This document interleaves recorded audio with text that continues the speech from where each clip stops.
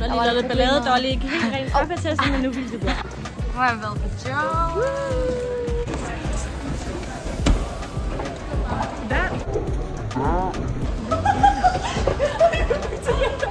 Men in uniforms, am I right? You're right, girl.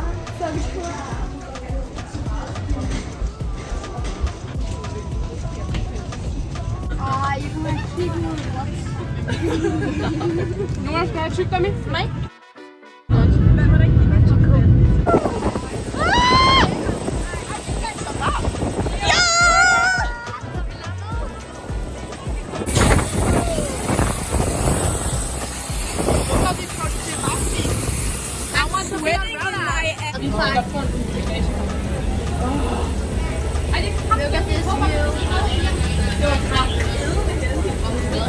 Look at this view. What a queen.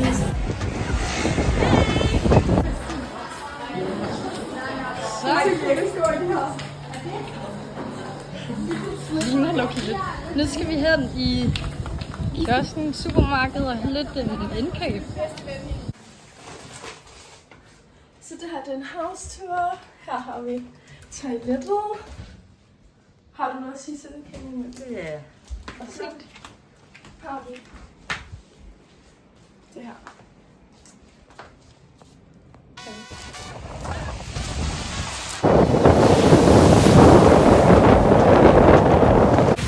Vi skal lige sende de der billeder i dag. Altså, I får mig aldrig op herfra.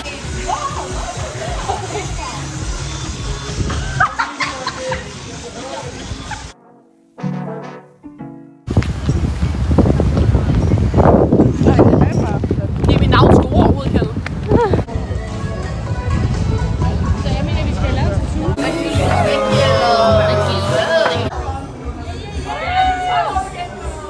Hvad laver Rune? Hvad laver Rose.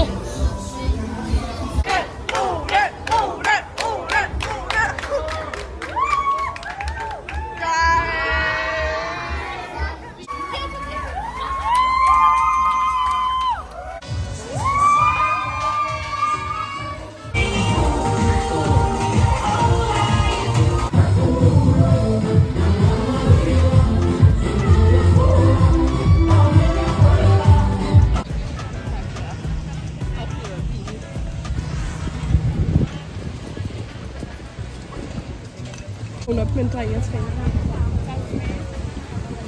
Min veninde. Det er så dumt. Hun gør det kun for at kende.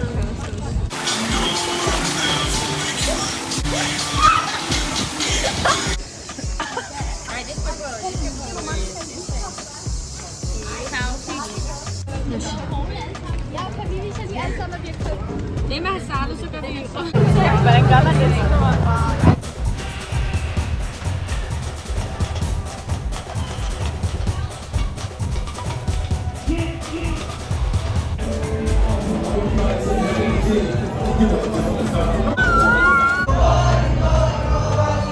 Så er vi nået at spise morgenmad. Det er fucking lækkert.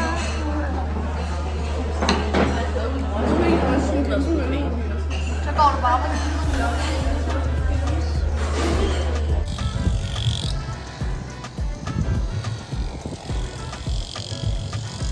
Prøv lige at trykke på en skulder. Ikke hårdt. Jeg vil sikkert gøre det ondt, hvad du rød. Nej, jeg er ikke rød. Du er ikke rød. Jeg er ikke rød. Du er rød på din. Det er jeg ikke. Vi har nu Ita Gyros til 24 kroner. Den er også mindre end min samvittighed. Vi har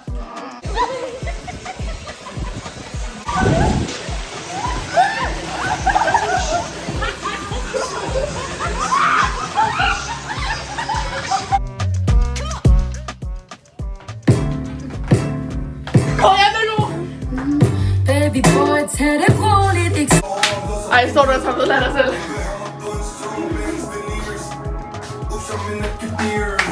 Toilet party, please. White party.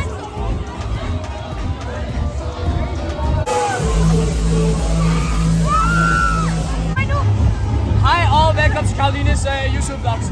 Jeg står her sammen med Karoline. Jeg hedder Adrian Dysgaard Hansen. Og i dag er vi her for at interviewe Karoline. Værsgo.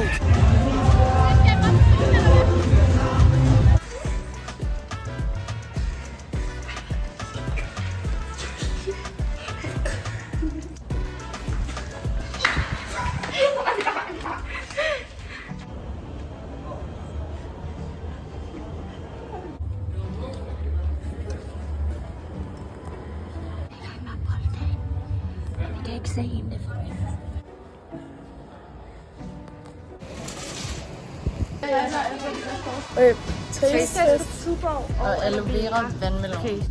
Ja. Jeg laver ikke korrektion. Den er god. Jeg kan ikke åbne. Ja, den smager Den ikke er af sådan. god. Den er ikke Den god. smager. Jeg prøver lidt. Så.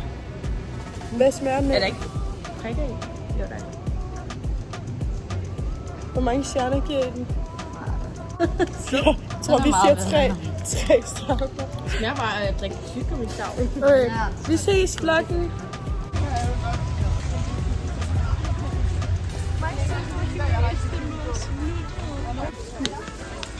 Ej,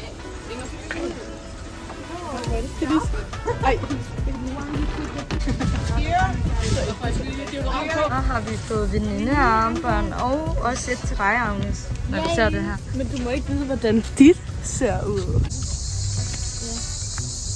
Wow, pretty girl.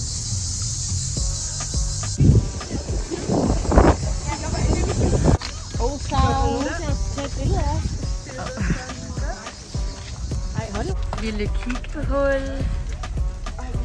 Ej, spændende. Er de flotte? Wow. Ej. Ja, Simi Island, det deroppe, det er ret fint. Vi skal have en yacht girl sommer.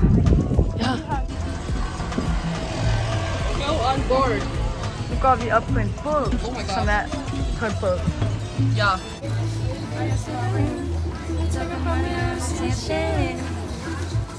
Ej, men man...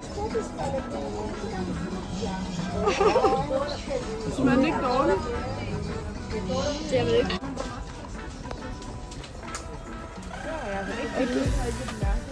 Og det er lidt... Så. Vi har shoppet. Det er bare på. Jeg har købt sådan nogle læderfælder. Ja, ja. What are we doing right now? Og en t-shirt til Mathilde. Designers Mathildes feriegave. Wow. She's gonna be so happy. Jeg skal have sådan på. Ej, der er Jesus. Skal vi tage en selfie med Jesus? Ja.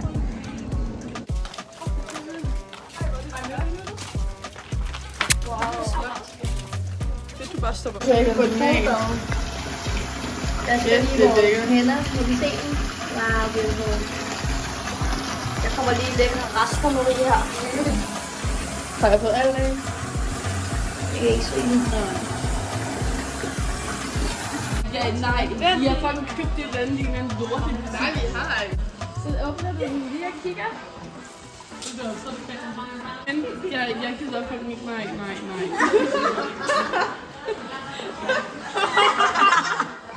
Må vi lige se?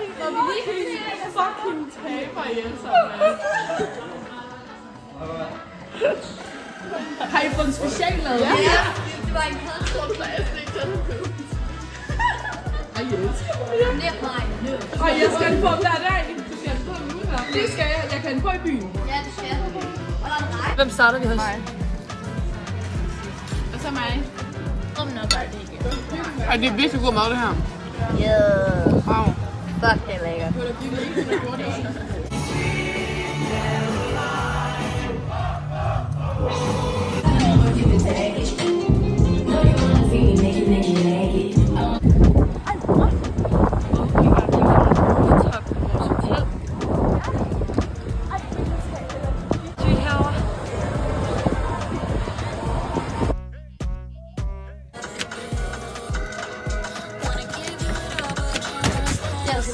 Nu skal vi ned og have mad. Vi har bestilt bord på en lækker flot restaurant i dag.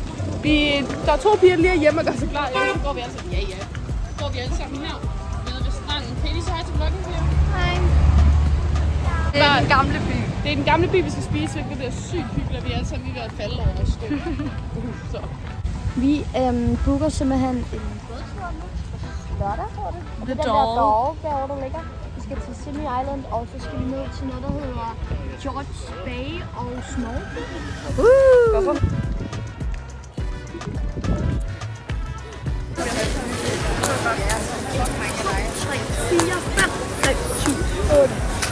så nu sidder vi ude for en restaurant og venter, og vi er lidt uenige med ham, vi har bestilt hos, fordi vi er åbenbart 1,5 time forsinket, og vi kom 10 minutter før tid for vores bestilling. Så, og der er lidt kamp om det bord, der skal sidde. Det er det ene billede, hvor jeg slår hende. Så det er mega, mega lækkert. Jeg er mega sulten, jeg har ikke spist noget i dag overhovedet. De andre, de har været nede på stranden, jeg har ligget og sovet i mit tørre med noget. Det står med Gucci-tasker, gider ikke. Jeg er ikke lige så petit som dig, så jeg kan lave det. Men man kan ikke se, hvad jeg har købt. Det er hemmeligt her. Jeg har købt en gave, og jeg har ikke tænkt mig at pakke den op, fordi der er ikke nogen, der skal se, hvad der er inde i. Er det til? Ja, og så har jeg også købt en kløpind til sådan nogle terninger. Og så den ene terning, den forklarer... Du skal ikke forklare det. Okay. Det er pokerterninger, hvis man har taget. Ej!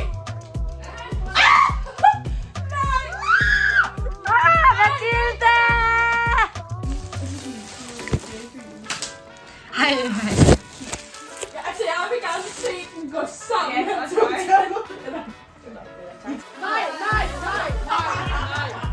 nej, jeg tager den. Ej, tag den nu, Giv mig det kort, jeg skal ikke. Ej, så er det Julis lov. Jeg skal det ikke her. Ej, så prøv lige over her, Mathilde. Ja.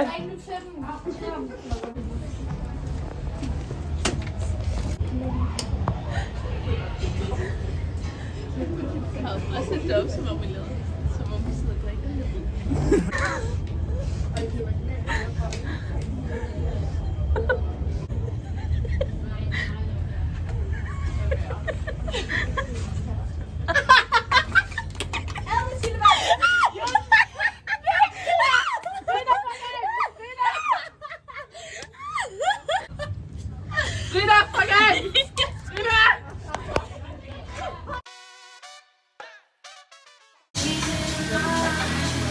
Skal jeg update? Vi bestilte faktisk bord her for et par dage siden til den her indiske restaurant, og nu har vi alle sammen spist, og vi er alle sammen mega mætte, og det var mega, mega, mega lækkert. Så nu skal vi lige hjem. Jelly for free candy. Ja, det er peach. Det smager bare peach. Ja. Nu skal vi hjem og gøre os klar. Og jeg skal have en speciel trøje på, som I får et review af senere i dag. Og der er en speciel mening, men I må gå ind på vores Instagram og følge den, for der kommer... Fy for helvede noget lort. Der kommer der storytime på, hvad der skete. Det er ikke engang storytime på det, faktisk.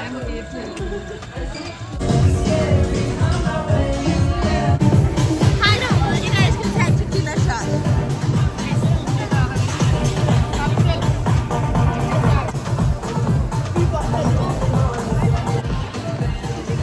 Mathilde 10 oplevelser.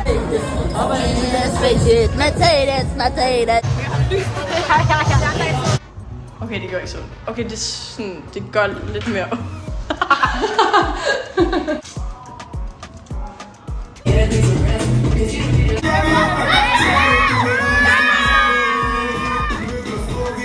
På mig hovedskulderne helt i tær.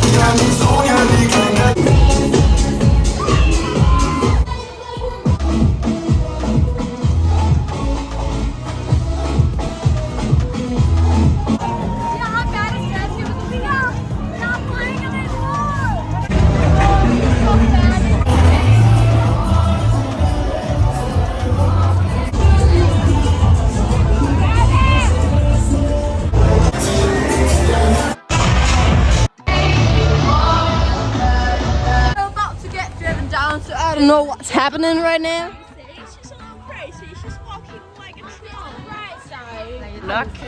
Rodos, Blaga hun til. Atram Høfner!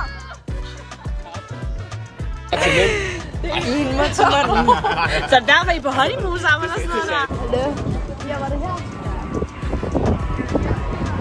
Nej, der var ikke bare hen. Så er vi på båden.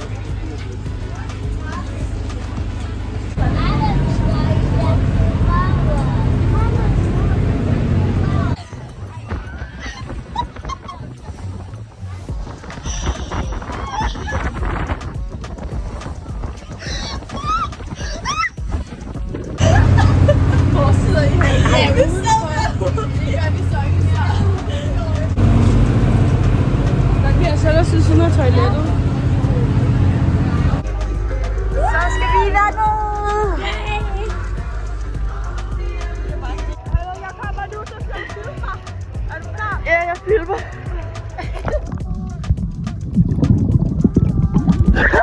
Go!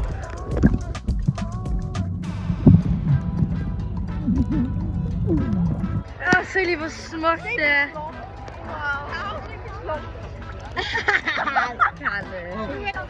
Og nu bor jeg her også. Emmy!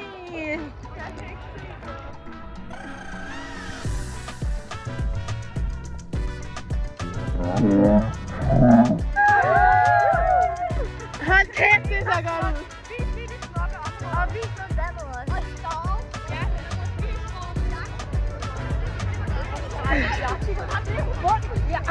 Åh, vent. Den her, du har taget med. Ja,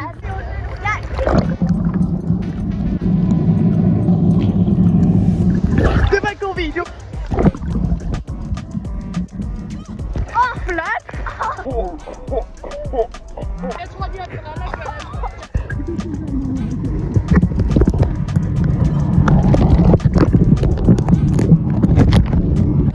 så er vi kommet op.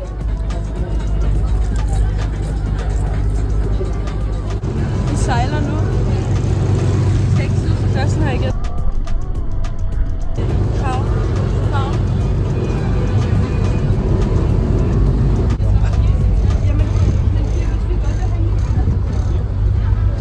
Vi kommer til Sumi Island.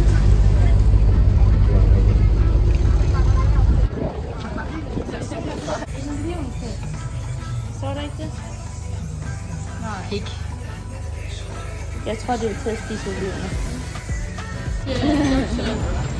Den suser.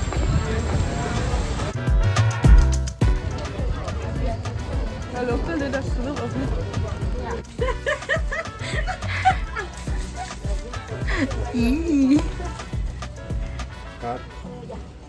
What the hell? Den bare forsvinder. Ja, hvad så skal den? Ja.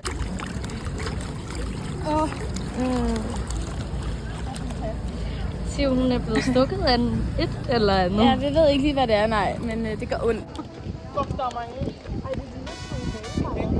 Ja, jeg skulle til at sige mini-hajer. Ej, nu. Jeg var på en jagt. På vores jagt. Nu ser vi på jagt. Jagt på sommer. Farvel, Simi. I dag så har den sidste aften Miv.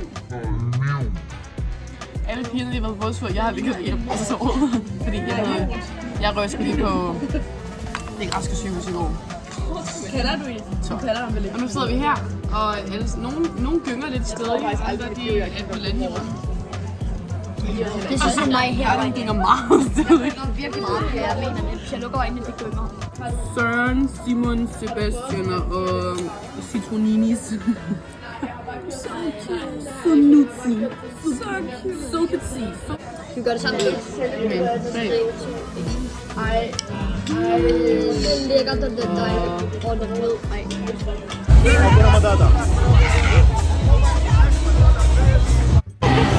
What the fuck? Rooftop time. Rooftop baby.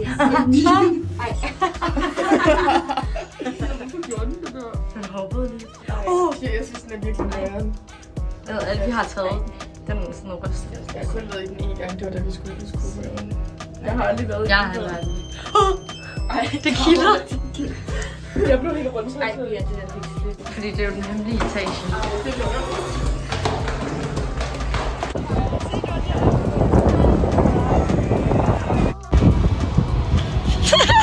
Sidste aften, sidste nat. I morgen skal vi flyve klokken 10. Og vi skal se noget klar. Og vi er meget nuttede. Og vi får se så øjeblik. Det er så cute.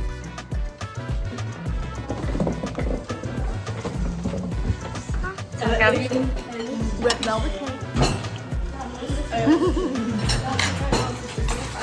velvet cake. Det store, men det skal jeg tror også heller ikke, de har max. Ja.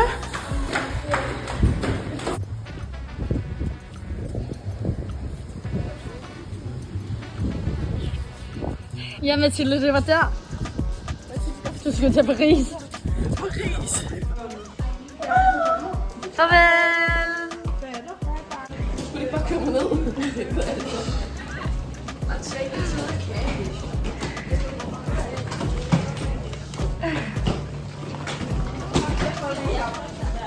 Mange gode minder herinde. Det var så dejlig en tur. Jeg tænker, du tager de børn med dejlig blå cykelspand.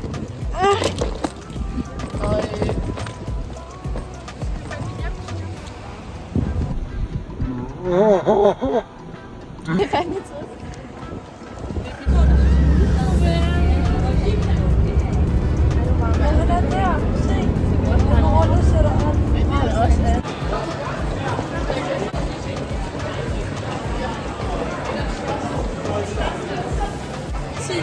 Da vi skulle afsted, det var en 3,5.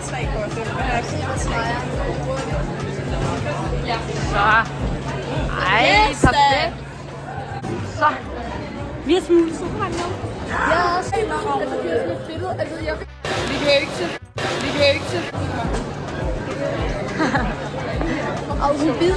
hun bider. Så sidder vi Burger King, fordi det dufter godt, så vi lige får lidt smad her, inden vi siger farvel til Rhodes, og så flyver vi hjem til DK igen.